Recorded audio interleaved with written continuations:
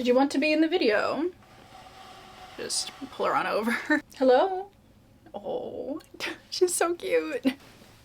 Ow! Hello everybody and welcome back to my channel. Today I'm gonna be doing a kind of video that I haven't done in quite a while. I don't think I've done like a book haul actual type video since late 2023. It's been like a year and a half maybe. But you know what? I do still love a book haul. I thought it would be kind of interesting to go through every book that I have bought so far this year and we could see whether or not I've read it and whether or not I liked it. I've been trying to take a more intentional approach to my book buying this year, so I've only bought, I think it's 16 books so far this year. And I'm hoping to keep my overall book buying total for the entire year under 50 books. So I feel like currently I'm on track for that. We'll see how that continues to go, but I think it's looking good. So I thought it would just be kind of interesting to share with you guys the books that I kind of prioritized buying this year, you know? So I'm very excited to go through all of these with you guys. There are definitely, you know, some that you've seen, but there are some that you haven't seen as well. But before we properly get into this video, I do quickly want to take a second to thank the sponsor of today's video, which is Luisa. Obviously, I'm sure you guys know I work with Luisa quite frequently. I love them so much. They are, if you guys don't know, an online jewelry company. I love all their pieces. It's all great quality. It's all really long lasting, and they also have a really great sustainability mission. They are climate neutral and all of their packaging is made out of responsibly sourced materials, and I love their packaging. By the way, I just think it's so cute. Winnie also really loves their packaging. You can see there's a little bite mark in this one, which is so nice of her. But I also just love their pieces. I know it's really hard to find sustainable jewelry items, especially at a good price, but they do have pieces starting as low as $39. They are also strength and humidity tested, and they have a 2-year warranty on all of their pieces, so I would highly recommend them. I wear their pieces literally every single day of my life. All of my bracelets, a couple of my rings, a couple of my earrings that I wear like in my daily rotation are from Luisa because I just think they're great. I feel like they go with everything. I just love them. So now that you know a little bit about them, let me show you a couple of the pieces that they sent me this time around, 2 of which I'm actually wearing right now. The first one is this necklace that I'm wearing today. This is the Love necklace in gold. I do have this in silver and I wear it a lot, but I kind of wanted to get the gold one as well for something a little bit different. I love how dainty this piece is. I feel like it kind of goes with everything without it being too much. I'm just a big fan of this one. And then I'm also wearing today the Jessica earrings in gold. Again, like a heart. I have like a whole little combo heart situation going today. And again, I just love how small these are. They're just a nice little touch to an outfit. And then the last thing that I have from them is actually so perfect for summer, seeing as it's going to be summer very soon. And that is the ocean necklace, again in gold. I love this piece so much. Like all of the little pendants on it, I think are so cute. Little conch shell pearl, minty stone. I just think it's so pretty and it'll be perfect for the summer. But if you guys liked any of the pieces that I showed you today, I will have them all linked down below, as well as a link to Luisa's website if you guys want to check them out. Again, I just love them so much and I would highly recommend. So thank you again so much to Luisa for sponsoring this video and supporting me and my channel, and to you guys who are watching this video as well for always supporting me and my channel. Your support truly means the absolute world to me, and I'm so happy that you're here. So without further ado, let me get into my pile of books that I have sitting here. I think I'm gonna go in order of when I got these, so I don't know. Seems kind of fun. Don't really know what the purpose of it is, but that's what we're gonna be doing. So the very first book that I bought this year, I think I went on a book buying ban in January, so I didn't buy a book until about mid-February. And the first book that I bought was Sense and Sensibility by Jane Austen. This is the Penguin Black Spine edition because I have a couple other books like this and I like them. They're not like my favorite editions of classics to read, but they are a very accessible edition for me to go and get. My favorite, if you guys want to know, is the Penguin English Library collection. I love them, but that was not an option, so I decided to pick up this one of Sense and Sensibility. If you guys have been around here, you know it took me a minute to read this book. I think it took me about 2 months to finally get all the way through it, but I am so happy that I finally finished another Jane Austen. Obviously, this one is about 2 sisters, Sense and Sensibility, and kind of the dichotomy of them in their lives as the book progresses. So obviously, this is one that I've read and I really liked. And I'm very interested to get into Mansfield Park. That is the last Jane Austen book that I have to read to have read like all 6 of her complete novels. So I think that'll be a 2026 goal, and I'm just interested to see what I think of it. Then I did do a come book shopping with me, so there are a couple of books that you guys have 100% seen before. The first one of these being Green Teeth by Molly O'Neill. This is a debut cozy fantasy kind of story. I read this a couple of weeks ago and I wasn't the biggest fan, honestly. There are definitely a lot of elements to it that I really liked. It's basically following this lake monster who gets pulled into this wider issue that's plaguing this village that's nearby. And I liked a lot of the characters. I really liked the vibe. A lot of the kind of nature scenery that was in this book was really lovely. But overall, like with a lot of cozy fantasies, I just got a little bit bored. I think I actually might unhaul this book pretty soon, so I'll probably put it on my Pango if you guys want to check this out, because I do think some people, like if you like cozy fantasy, you'll probably really enjoy this. It just wasn't exactly for me, but I liked it enough. So I also really do love the cover of this book. I think it's so beautiful. Like the green and the pink is absolutely stunning. And seeing as this is a book haul, we're gonna talk about how beautiful the cover is. Then I picked up a book that I think I'm officially gonna be saving for spooky season, because initially I was gonna read it like right away and then I didn't do that. So now it's gonna be an October-y, September kind of read. And that is The Spirit Collection of Thornhall by J. Ann Thomas. This is like a gothic, I think there's romance in it. It takes place in this house that has ghosts in it as well. And all of that just really intrigued me. It sounds like the kind of book that I would really enjoy, and it says it's perfect for fans of Jane Eyre and The Haunting of Bly Manor and Starling House. Have not read 2 out of those 3 things. I've started Jane Eyre, never finished it. I've never watched or read the book that The Haunting of Bly Manor is based on, but I love Starling House, so I figured that was a good enough comp title for me to be interested in it. So really excited to finally get to this one soon-ish. I also, again, just love the cover. I think it's so pretty. Then a book that I did finish in a vlog a couple of months ago, and that is the Lies of Lamora by Scott Lynch. This is kind of an essential fantasy read that I had been wanting to try out for quite a while, and I actually really ended up enjoying it. I think I'm gonna continue on the series at some point. It's not super high on my priority list, but I know I want to read the 2nd and 3rd books that are out, even though the series isn't completed and I don't exactly have high hopes that it's gonna get completed, but I'm intrigued enough to read the 2nd and 3rd books anyway. But this follows our main character, Lamora, who is kind of the mastermind behind this group of thieves called the Gentlemen Bastards. And throughout the book, you're kind of seeing one of the more major schemes that Locke is getting him and his friends involved in, and it kind of unfolds from there. There are definitely a lot of twists and turns in this book that I was not expecting, and they kind of hurt me a little bit, but it was still really good. I really enjoyed the writing. I liked the characters. I thought it was fun. Definitely had some dark moments to it, but some funny moments as well. So I was just a big fan of this one. It was really good, and I'm really glad that I finally got around to it. Then next up, I picked up another murder rot book, and that is Fugitive Telemetry by Martha Wells. This is the 5th? I don't know what number this is in the series because I think I ended up reading them out of order a little bit, but this is kind of a murder mystery, murder bot situation. It was a little bit different from the other books, but I still really liked it. I have loved the entirety of the murder bot series. I've read just about all of them this year. I have 2 left that I haven't read, but like the other 5 I've read this year, and I've loved them all. And obviously I had to pick up the tiny little novella hardcover because I love hardcover novellas. I don't know what it is about them. There's just something so satisfying about a hardcover that's like this skinny. I don't know, but I had to get it. Then moving on to a couple editions of the same book. I feel like recently, like in the last year or so, I've really been reining in my special edition and multiple edition buying problem that I kind of had. But obviously for what is probably my current #1 favorite series, I was going to get the UK edition and the Fairy Loot edition. Like, I just had to do it, okay? And the book that I'm obviously talking about is Emily Wilde's Compendium of Lost Tales. This is the 3rd book and the final book in the Emily Wilde series, which I absolutely love. But this is the beautiful UK edition. I did pre-order it because I have the other 2 in the beautiful UK edition, so I had to do it, obviously. I love the pink cover. I love the green foiling. And also, I think I talked about this in the video where I read this book, but like, I love the color of this hardback. Like this beautiful mossy green with like more of a yellow undertone to it. Obsessed. Like, this is my favorite color of green. That's not like a special feature of the book. It's literally just the color of the hardback, but it's just beautiful. And then I don't think I've been able to talk about this on like a video yet, but I did get the Fairy Loot copy of Emily Wilde's Compendium of Lost Tales as well.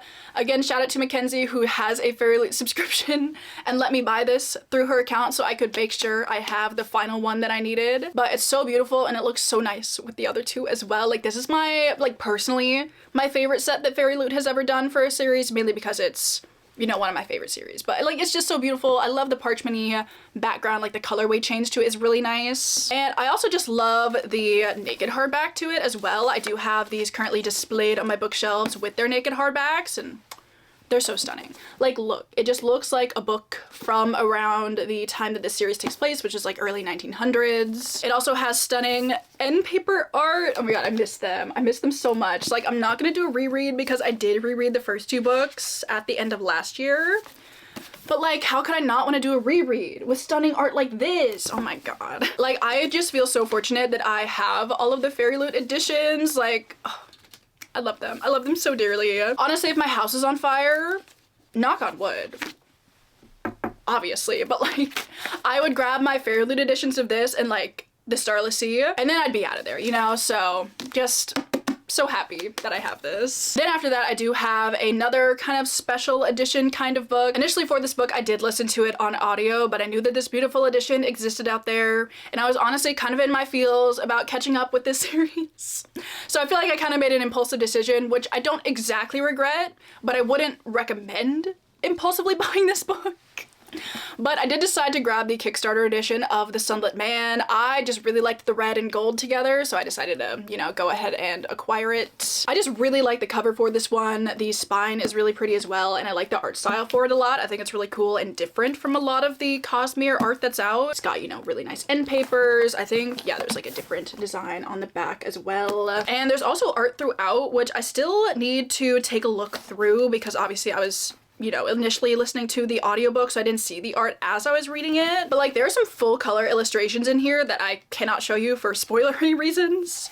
But, well, actually, I don't think this one's much of a spoiler. Like, full color art, and there are like a couple of these. Like, that's so cool. But there are also like, you know, pen and ink illustrations with like pops of red. I just like, the attention to detail on these is obviously stunning, so I kind of needed to get one. But then after that, I did grab a copy of one of my Patreon buddy reads, which was Blood Over Brighthaven by Emma Wong. This, I believe, is the international paperback, maybe, because currently it's only out in hardcover in the US and the UK, I believe. But I personally have beef with the US hardback because the sprayed edges, I have developed a vendetta against sprayed edges on things. Like, I don't know what it is about them, but I don't really gravitate towards them anymore. If something has like a cool black sprayed edge and it's done well, then like, yeah, that's okay. But I believe Blood Over Brighthaven, the US edition at least, has red sprayed edges, and I just don't like them, honestly. So I decided to opt for the paperback of it, and I love this paperback. Like, it's a really nice, good quality, floppy paperback. It's kind of stunning, like, honestly, I can't lie. I do still love a floppy book. But I really loved Blood Over Brighthaven, and has a lot of really interesting themes. I really liked the magic system. The characters were great, despite how flawed some of them were. And it's just a great story. I totally see why so many people love this book. I did, and I would definitely recommend this. It's not my favorite Emma Wong out of the two that I've read, but I still really like this a lot. So then I did do a little bit of a half price book shopping excursion one day. I only bought 2 books, so it wasn't like anything crazy, but they were 2 books that I've been wanting to pick up. The first one being Uprooted by Naomi Novik. I've talked about this in multiple videos recently, so I won't go into it again. But I've still yet to read a Naomi Novik book, despite owning 2 of them. So hopefully I will be able to read this soon, but it's like a fairy tale-esque kind of story following this girl who gets selected out of her village to go, you know, serve this wizard guy who's called a dragon. So it sounds interesting enough. I just really want to try literally any of Naomi Novik's books, but this one seems like a good one. I also do have Spinning Silver, but that one's a little bit tough because I only want to read it in wintertime because it seems like a very wintry book, and you know, multiple winters have come and I still have not done it, but maybe next winter it'll happen. We can only hope so. And then also while I was at half price, I picked up System Collapse, which is the latest Murderbot book that is out. I need to read Network Effect before I get into this one, but I'm hoping to do that soon. I think my goal was this month. I don't know if it's gonna happen this month now, seeing as we're like halfway through the month already, but I'm planning to read this soon. I also think the TV show comes out in like 2 days. For some reason, I was thinking it came out in June, but one of you guys told me that it comes out in May. So it's currently the 14th. I think it might be coming out like kind of soon. 2 days? I think it's 2 days. So I'm really excited to give it a try because I don't think I've ever properly watched like a sci-fi kind of TV show unless you count Stranger Things. So I'm pretty hyped to watch that, but I'm also pretty hyped to read this. Then I also picked up another Discworld book because I've been on the hunt for this book in this edition for a while and one has not popped up on eBay. However, I was looking one day and it did, so obviously I decided to go ahead and buy it. And that is this Corgi edition of Weird Sisters by Terry Pratchett. This is the second book in the Witches sub-series of Discworld. I think I've read about half of this book. I think I read half of it last year and then got distracted, as one does. But I love this cover. I love these Corgi mass market paperbacks. I've talked about them a lot, but I love a classic fantasy cover. Like, I just think they're so cool. And then I picked up a chunky book because I have been interested in trying out the Wheel of Time for quite a while, so I figured, why not just go ahead and buy the first book so I can have it for whenever I want to read it. So obviously I have The Eye of the World by Robert Jordan. I know a lot of people, you know, aren't the hugest fan of classic fantasy covers. I, for one, love them. I think they're so cool, honestly. And The Wheel of Time is a very epic high fantasy series. It's like 14 books long or something, but I've just been wanting to give it a try because it is a quintessential kind of classic fantasy story in my mind. So obviously at some point I needed to acquire a copy. I'm hoping I can read this sometime this year. That's my goal. It is a little bit long, but like it's not, you know, like that long. It's like 600 pages. So like it seems very doable. So very excited about whenever I happen to, ooh, that's a little, get to that. It'll be fine, don't worry. Then I picked up another stunning edition that I just absolutely love. Like this is one of my favorite lines that Penguin does, and every time I see them I just think they're so cool. So I picked up The Wind in the Willows by Kenneth Grahame. This is the part of the Penguin Threads collection, and I've talked about this in a video already, I'm sorry, but I'm gonna talk about it again. Because the cover like looks like embroidery, like somebody hand embroidered this and then they copied it to use for the cover. And again, like one of my favorite parts is that the inside flap looks like the back of an embroidery project. Like the attention to detail is just so cool. I'm a little bit sad that I don't want any of the others because they do have like 5 other books that look like this.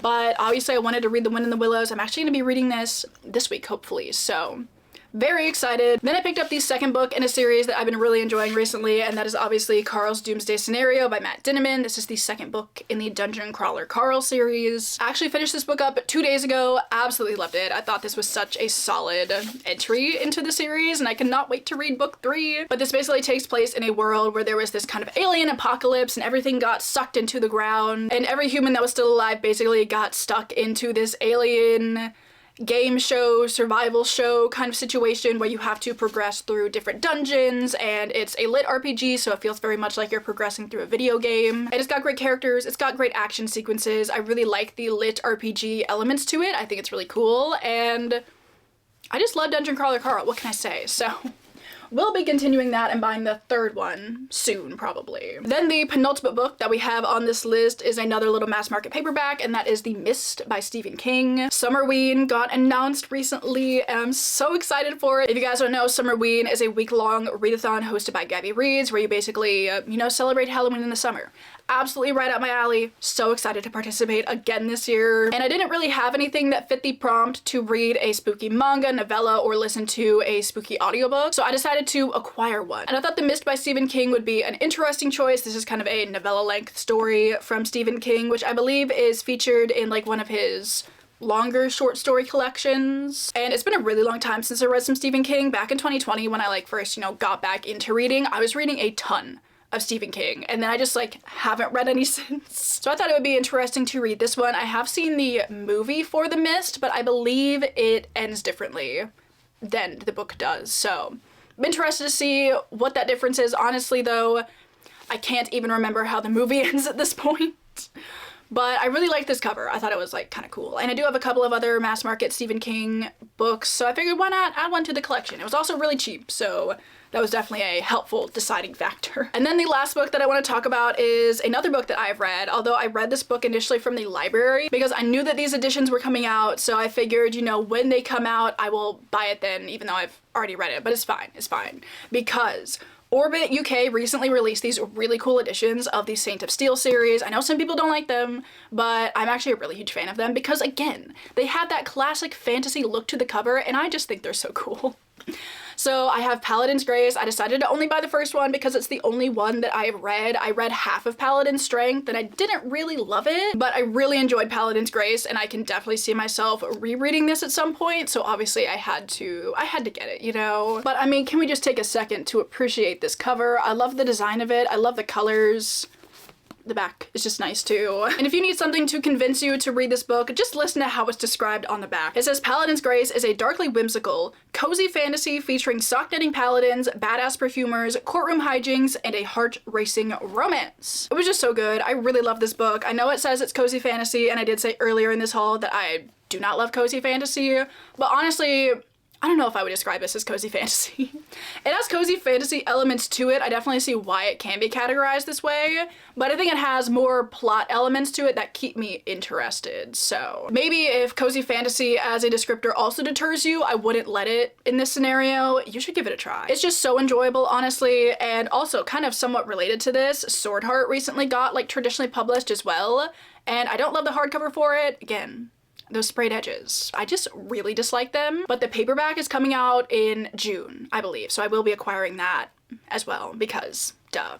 I honestly don't know if I like this one or Sword Heart more, they're both just super fun. So if you're in the mood for like a, you know, super fun kind of fantasy romance, highly recommend. Here are all of the books that I have bought so far this year. Honestly, like, I'm really proud of myself. Based on previous years and seeing at this point in the year how many books I had already bought, this is really good for me, honestly. And out of these 17 books that I have sitting here, I've read 10 of them. So that's over 50%. And I'm pretty happy about that. So I hope you guys enjoyed going through all of these books with me. I also figured because I don't really do wrap-up videos anymore, this could be kind of a way to give you like some rapid fire reviews on the ones of these that I've read so far. Obviously this video begs the question, what are some books you have acquired recently? Whether you bought them, you borrowed them, you were gifted them, or you stole them. Truly none of my business. I'd love to know. Before we go, I also would again like to thank Anne and Luisa so much for sponsoring this video. As I said, I will have a link to them down below if you want to check out any of the pieces that I have shown you in this video. I also would like to thank everybody over on my Patreon. If you're ever looking for more content from me, that is always linked down below. But with that, I am gonna let you guys go. Thank you again so much for watching. I hope you're all having an amazing Monday or whatever day it is that you're watching this video, and I will see you in my next one. Bye!